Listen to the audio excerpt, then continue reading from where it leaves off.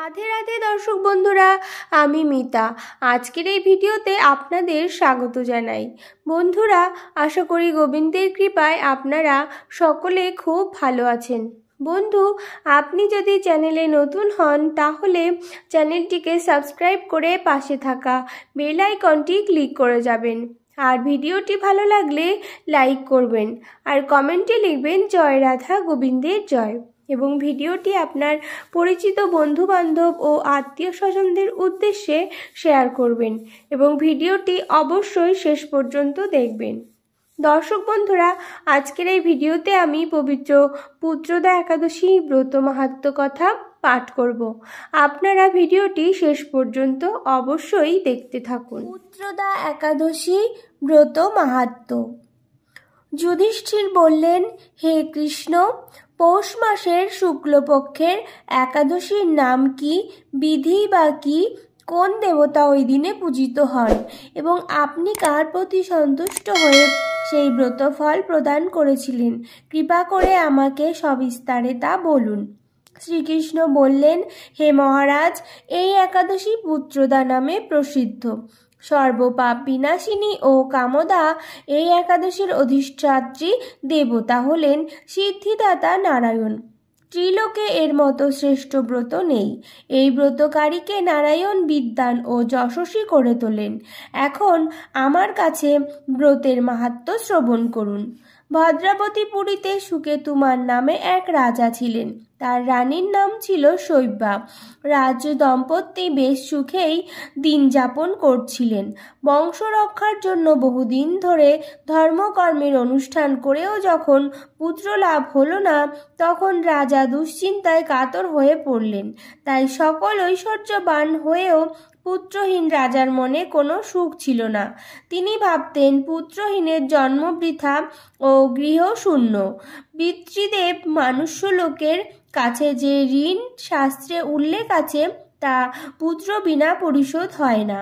পুত্রবান্যজনের এ জগতে যশ লাভ ও উত্তম গতি লাভ হয় এবং তাদের আয়ু আরোগ্য সম্পত্তি প্রভৃতি বিদ্যমান থাকে। নানা দুশ্চিন্তাগ্রস্ত রাজা আত্মহত্যা করবেন বলে স্থির করলেন, কিন্তু পরে বিচার করে দেখলেন আত্মহত্যা মহাপাপ। এর ফলে কেবল দেহের বিনাশ মাত্র হবে, কিন্তু আমার পুত্রহীনতা দূর হবে না। তারপর একদিন রাজা নিবিড় বনে গমন করলেন। বন ভ্রমণ করতে করতে দ্বীপ্রহর অতিক্রান্ত হলে রাজা ক্ষুধা তৃষ্ণায় অত্যন্ত কাতর হলেন। এদিক ওদিক জলাদির অনুসন্ধান করতে লাগলেন। তিনি চক্রবান রাজহংস এবং নানা রকম মাছে পরিপূর্ণ একটি মনোরম সরোবর দেখতে পেলেন। সরোবরের কাছে মুনিদের একটি আশ্রম ছিল। তিনি সেখানেই উপস্থিত হলেন। সরোবর তীরে মুনিগণ বেদ পাঠ করছিলেন। মুনিবৃন্দের শ্রীচরণে তিনি দণ্ডবৎ প্রণাম করলেন। মুনিগণ রাজাকে বললেন, হে মহারাজ, আমরা আপনার প্রতি প্রসন্ন হয়েছি। আপনার কি প্রার্থনা বলুন। রাজা বললেন, আপনারা কে এবং কি জন্যই বা এখানে সমবেত হয়েছেন? মুনিগণ বললেন, হে মহারাজ, আমরা বিশ্বদেব নামে প্রসিদ্ধ এই সরোবরে স্নান করতে এসেছি। আজ থেকে 5 দিন পরেই মাঘ মাস আরম্ভ হবে। আজ পুত্রদা একাদশী তিথি। পুত্র দান করে বলেই এই একাদশীর নাম পুত্রদা। তাদের কথা শুনে রাজা বললেন, হে মুনিবৃন্দ, আমি অপুত্রক, তাই পুত্র কামনায় অধীর হয়ে পড়েছি। এখন আপনাদের দেখে আমার হৃদয়ে আশার সঞ্চার হয়েছে। এ দুর্ভাগা পুত্রহীনের প্রতি অনুগ্রহ করে একটি পুত্র প্রদান করুন।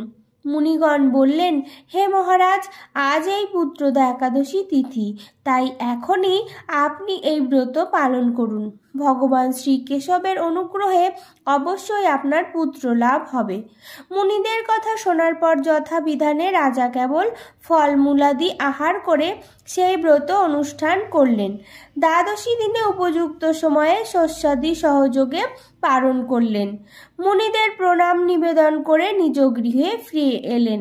ব্রত প্রভাবে রাজার যথাসময়ে একটি তেজস্বী পুত্র লাভ হলো। হে মহারাজ, এই ব্রত সকলেরই পালন করা কর্তব্য। মানব কল্যাণ কামনায় আপনার কাছে আমি এই ব্রত কথা বর্ণনা করলাম। নিষ্ঠা সহকারে যারা এই পুত্রদা একাদশী ব্রত পালন করবে তারা পুত নামক নরক থেকে পরিত্রাণ লাভ করবে। আর এই ব্রত কথা শ্রবণ কীর্তনে অগ্নিষ্টম যজ্ঞের ফল পাওয়া যায়। ব্রহ্মাণ্ড পুরাণে এই মাহাত্ম্য বর্ণনা করা হয়েছে। দর্শক বন্ধুরা, আশা করি ভিডিওটি আপনাদের খুবই উপকারে আসবে। আর ভিডিওটি ভালো লাগলে লাইক করবেন আর কমেন্টে লিখবেন জয় রাধা গোবিন্দের জয়। এবং ভিডিওটি আপনার পরিচিত বন্ধু বান্ধব ও আত্মীয় স্বজনদের উদ্দেশ্যে শেয়ার করবেন। সকলেই ভালো থাকুন এবং সুস্থ থাকুন এই কামনা রেখে আজকে এখানেই শেষ করলাম। নমস্কার, ধন্যবাদ। ঈশ্বর আপনার মঙ্গল করুক। জয় শ্রীকৃষ্ণ, রাধে রাধে।